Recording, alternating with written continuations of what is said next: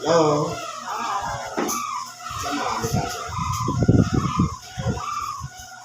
Sa pangalan po ng dakilang Panginoong Jesucristo, isang mapagpalang araw po o hapon sa ating lahat. Nandito po tayo sa pakikibahagi ng tinatawag ng salita ng Diyos. Ang sabi po dito sa pangalawang aralin, ayon po sa Ebanghelyo ni San Lucas, Kapitulo 11, versikulo 24 hanggang 26. Maiksi lang po siya, pero dapat mapag-unawa po natin. Pagka ang karumaldumal na espiritu ay lumabas sa isang tao, ay lumalakad sa mga sa mga dakong walang tubig na humahanap ng kapahinahan. At pagka hindi nakasupo, ay sinasabing, babalik ako sa aking bahay na nilabasan ko. Ngayon po, hindi baga tayo tao. Meron tayong sangkap. Katawan, espiritu, at kaluluwa. Ano yung espiritu? Yung espiritu, yung diwa. Yung kaluluwa, yung kamalayan. At yung katawan, ito, nakikita natin. Yung kaluluwa at espiritu, hindi natin nakikita. Pero yung mga gawa niyan, nakikita natin kung mabuti o masama. Ngayon, hindi baga, nilikha tayo ng Diyos perfect. Walang karamdaman, walang sakit, kumpleto. Sino ang sisira sa ating sarili? Hindi yung kapwa namin. Tayo rin ang sisira sa ating sarili. Bakit po? Dahil ang lahat ng mga bagay na nilikha ng Diyos, kung titingnan natin, sa pag-iisip pa lang, sinisira na natin ang ating sarili. Sabi nga,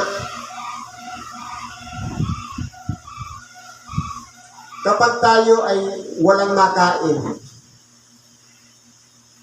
ano ang sinasabi ng ating dakilang Panginoon? Huwag kayong mga bagabag kung ano ang inyong kakainin o iinumin. Ngayon, problema yung isasaing. Wala siyang masaing, walang kakainin. Hindi baga pinapahirapan na natin ang ating sarili. Karamdaman po yan, sakit. Espiritu ng sakit na naririyan sa atin para udyukan tayo mag-isip ng problema. Pero sa atin na mga bukas ang pag-iisip, hindi po tayo dadapuan ng karamdaman. Ang karamdaman po kasi, espiritu yan. Hindi baga, kapag ang isang tao mayroong dinaramdam kahit wala naman sa isip niya, sinasabi niya, may sakit ako. Para mo na rin sinabi na tinatanggap mo yung ka-espiritu ng karumalduman na tumira sa'yo. Dahil po, yun ang magpapahirap ng ating katawang laman para hindi tayo makagawa ng mga dapat natin gawin. Yun ang magiging kabigatan natin, yung espiritong karumalduman na nagdadala sa atin, nagpapahirap sa atin, na hindi natin namamalayan, ipinapahamak na tayo. Halimbawa, umulan. Ngayon, nahamugan tayo. Ang nasa isip natin, sisipunin ata ako. Sapul ka. Dahil sinabi mo, sisipunin ka, pibitin ka talaga ng sipon. Pero, kung sasabihin natin in positive way, hindi ako sisipunin. Hindi naman talaga tayo bibigyan ng sipon. At hindi rin tayo magkakalagnat at uubuhin. Dahil, naging positibo ang ating pag-isip. Ang naglalaban po kasi sa atin, positive at negative energy. Ngayon, kung halimbawa, nagkaroon na ng kaunting karamdaman, inisip pa ng inisip, para kang naghihikayat ng iba pang mga negative energy hanggang sa makapasok na yung karumaldumal na espiritu. Natalo na tayo, lumala na yung karamdaman. Ngayon, ano po ang susi? Lumapit sa Diyos at humingi ng tawad para maging malinis muli ang puso. Ngayon, siyempre, sabi, hinipan ngayon sa tuktok. Dahil ang itinuro ng ating dakilang Panginoon sa kanyang mga alagad, sakupin ang mga demonyo. Magpalayos ng mga demonyo. Ngayon, wala tayong nakayahan magpalayos ng demonyo. Anong gagawin natin? Ihipan natin ngayon sa tuktok. Ngayon lumabas sa inyong karumaldumal na espiritu. Hindi ba gumagaling tayo? Nakakapag-isip tayo, okay na ako. Ngayon, ano ang gagawin ngayon ng karumaldumal na espiritu? Kapag lumabas sa isang tao ay lumanakad sa dakong walang tubig. Sabi ang mga karumaldumal na espiritu sa tubig lang. Hindi pala, naghahanap siya doon sa mga tuyong lugar. Nagpapahinga kasi siya. Humahanap ng kapahingahan. At pagka hindi makasukong, halimbawa, naaburido na yung espiritu na karumaldumal, kasi doon relax na dun sa katawan ng tao na may sakit. Kapag lumabas siya, hanap siyang pahingahan.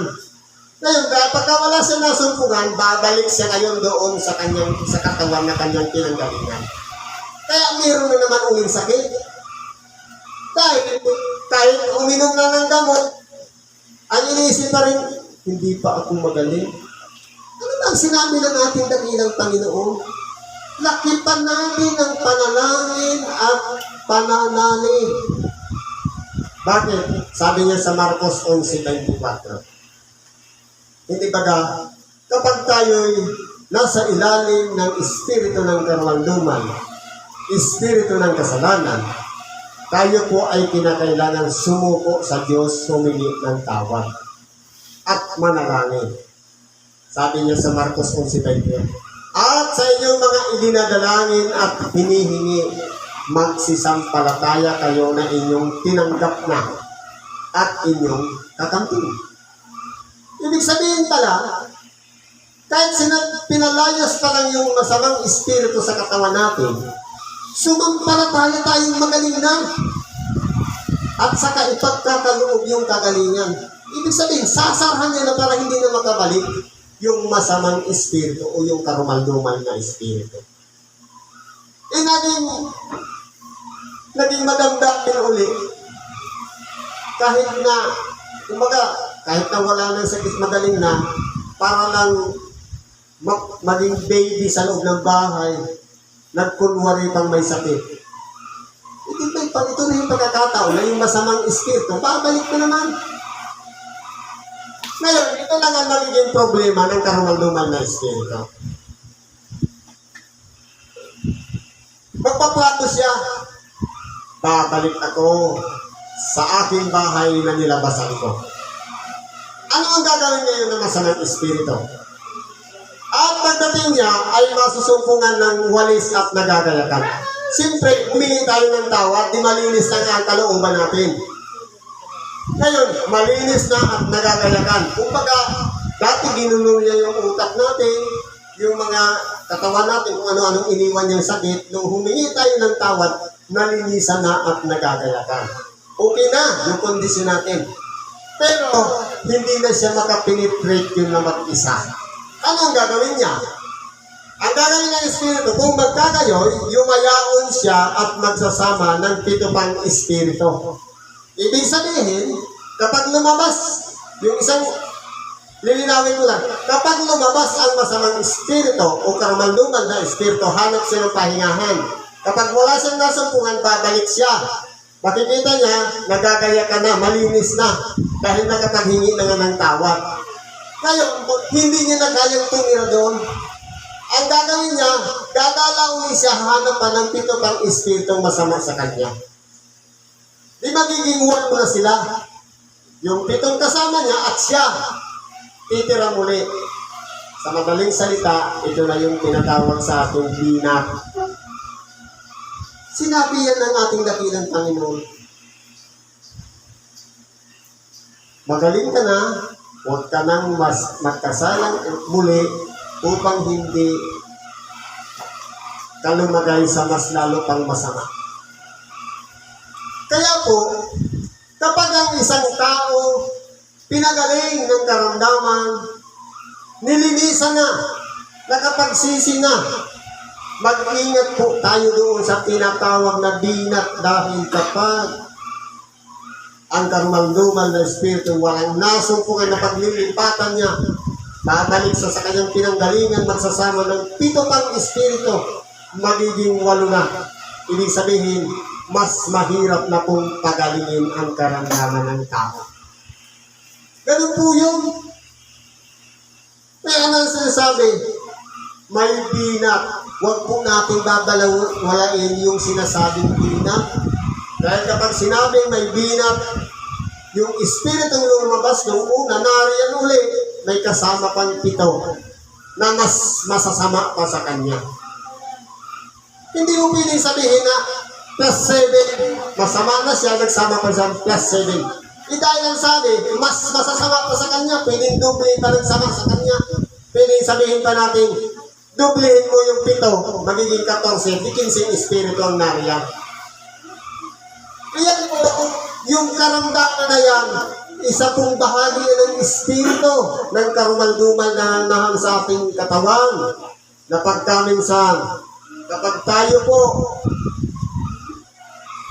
dumaraing na ng, kumbaga, hindi na makatulog, minsan lumulutang na yung pakiramdam natin, minsan ang pakiramdam natin, marami na tayong nakikita kung ano-ano. Ito na yung pagkakataon na alam natin na malala na yung karamdaman natin. Marahil, hindi lang yung isang espiritu ang nariyan sa katawan, kundi meron pang 7 mas masasama.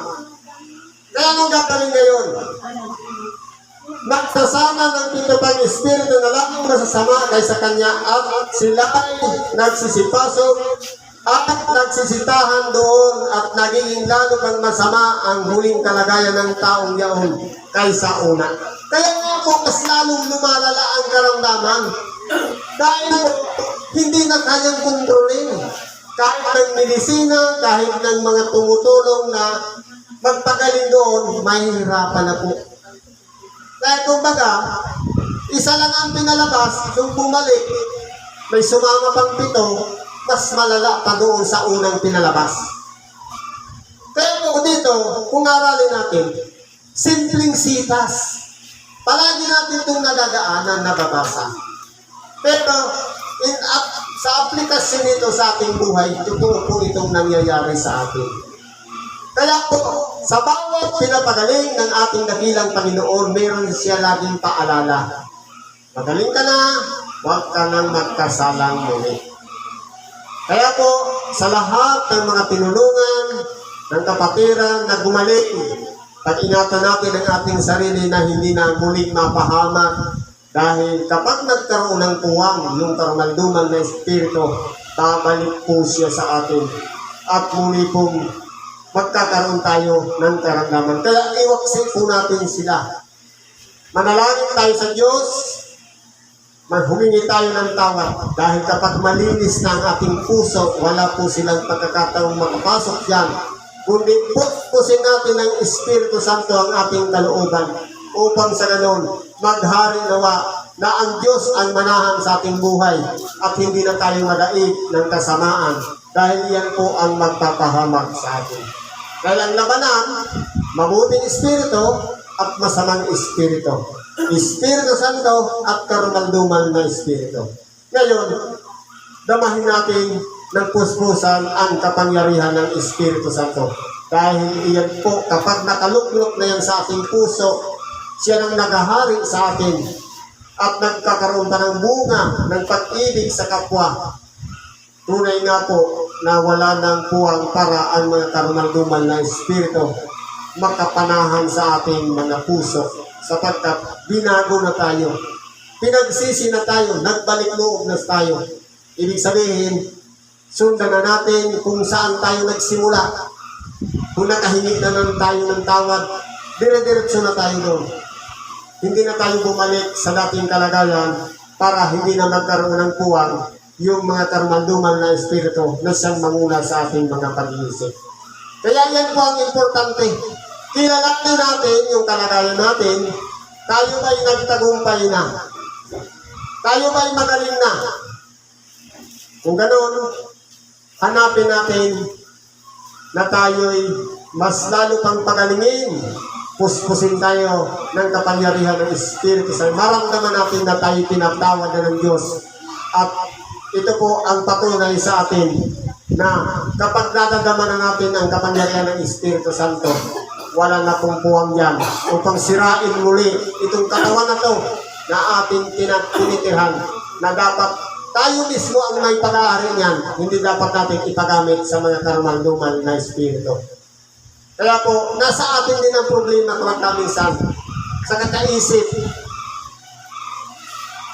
sa nagka-problema, at kung ano-ano pang mga bagay na pumapasok sa atin, mga lahat ng yan negative na energy na nagtutulak sa atin upang tayo'y pasamain. Pero meron din plano ang Diyos. Makinig lang tayo ng makinig ng salita ng Diyos. Puspusin natin ang ating sarili sa Ebanghelyo, sa Espiritu Santo na siyang kapangyarihan ng Diyos upang sa ganon magawa natin ang mga bagay na itinakda ng Diyos sa bawat isa sa atin. Yan po ang pinakalayunin ng tao, sumunod sa Diyos. Pero kung sumunod tayo sa sarili nating lawa, sa sarili nating mga pag-iisip, yung mga pinaka-sarili nating gusto, lumalayo tayo niyan sa Diyos. Papunta na naman tayo niyan sa kasamaan. Kaya po, ito ang aral ngayon. Salamat po sa Diyos na ipinagkaloob ito sa atin. Naway ito ikintan natin sa ating puso. Siguro hanggang dito na lang pakikibahagi natin sa oras na ito. Salamat po sa Diyos at pagpalain tayo anuman ang ating mga kahilingan, karaingan. Idulog po natin yan lahat sa Diyos. Isurrender natin ang ating mga sarili. Naway, tanggapin natin ang pagkalinga ng Espiritu Santo upang siyang sa ating puso. Pagalingin tayo sa ating mga karamdaman at hindi na tayo makabalik na muli sa karamdaman. Magandang hapon po muli sa ating lahat at isang mapagpalang araw sa bawat isa.